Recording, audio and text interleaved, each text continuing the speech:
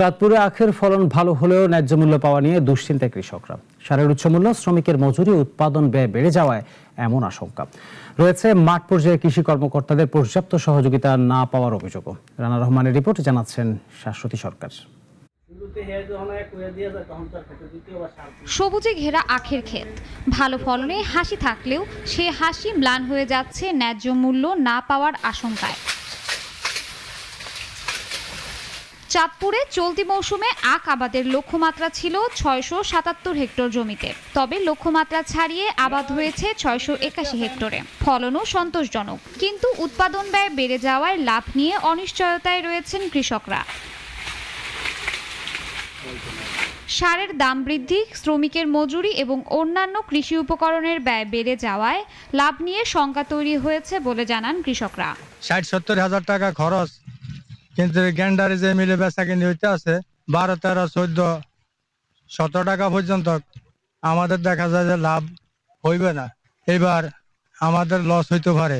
আল্লাহ দিলে সার ওষুধের দাম একটু বেশি, এবার আখের ফলন ভালো হয়েছে। হয়তো বাজার যদি না উঠে তাহলে আমাদের আবার এই হিসের মতন আবার আমরা পুরোপুরি লসে পর্যায়ে যাবো।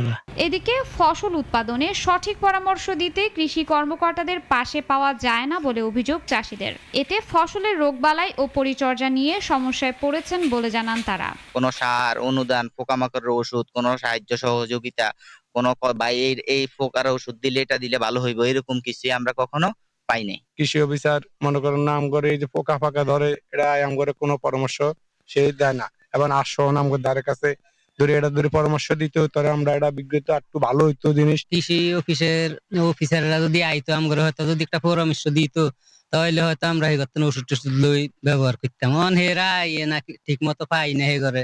জনবল সংকটে কার্যক্রম ব্যাহত হচ্ছে বলে জানিয়েছে কৃষি অধিদপ্তর। তবে কৃষকদের পাশে থাকতে নিয়মিত উঠান বৈঠক ও অন্যান্য উদ্যোগ নেওয়া হয়েছে বলে জানান এই কর্মকর্তা। আমরা উপসহকারীদেরকে আখ আবাদ বৃদ্ধির জন্য পরামর্শ দিচ্ছি যে তারা যেন, যারা আবাদ করে আখ, তাদেরকে নিয়ে উঠান বৈঠক করলে আখের রোগ, পোকামাকড়, সারের মাত্রাটা কিভাবে কখন ব্যবহার করবে সেই বিষয়ে যদি তারা একসাথে উঠান বৈঠকের মাধ্যমে পরামর্শ দেয়, তাহলে কৃষকের উৎপাদন খরচটা কমবে, আবার তারপরে তারা লাভবান হবে। এতে করে নতুন নতুন আমাদের উদ্যোক্তাও সৃষ্টি হবে।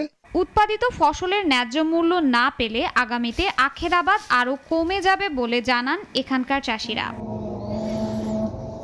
শাশ্বতী সরকার, নাগরিক।